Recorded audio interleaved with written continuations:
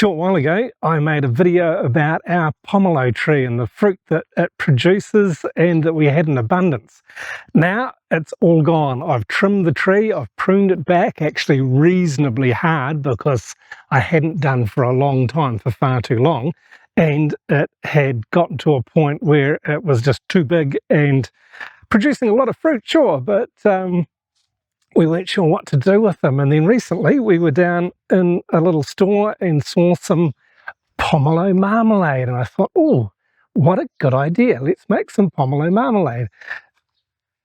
I've never done it before. I don't think I'd ever made marmalade before, and so we set about learning about making marmalade and what to do with it and how to make it, and then realized, oh, the pomelo is quite a different fruit than oranges or lemons or grapefruit that are usually used to make marmalade. So found out that you need to add the pith, you need to add some lime juice and things like that to get it to work. And yeah, I could have made a video about it, I guess, but I was just experimenting. I had no idea. I've never made marmalade before, and I'm kind of glad I didn't make a video.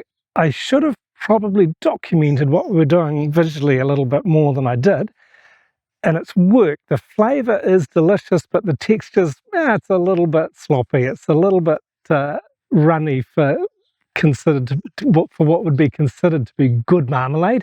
But I've got 16 jars of it, and I will certainly eat it. It tastes fabulous on my rye sourdough. But the other key thing with it is that we have got tons of peel and pith and some pulp left over, and other pomelo that weren't good enough to go into the marmalade. So the thing is what to do with them.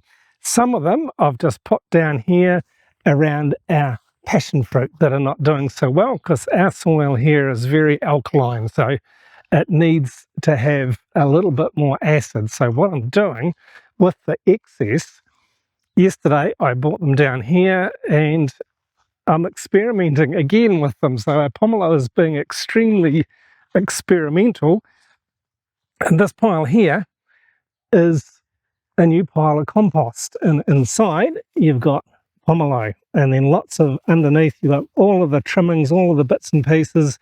I've got our wonderful bamboo leaves that are starting to really drop now, and also some cow manure, some dried cow manure or buffalo manure in there, and this is going to make a different sort of compost. I've left it separate. These are my normal compost bins with our regular compost in it, but I did not want to add the pomelo to it. I've read many times that you shouldn't put too much citrus in your compost because it tends to make it too acidic. Our soil here is very alkaline, and some plants like the passion fruit need a bit more acid, so I'm making a separate compost of just mainly the pomelo, which should provide a nice boost for the pH. It'll make it a little bit more acid than it is now. And as I said, our soil is very alkaline here.